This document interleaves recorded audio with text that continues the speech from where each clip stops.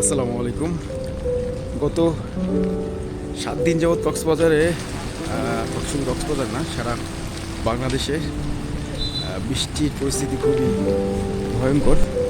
তো কক্সবাজারে 7 দিন ধরে টানা বৃষ্টি হচ্ছে। আপনার এক মুহূর্তের জন্য বৃষ্টি থামতেছে না।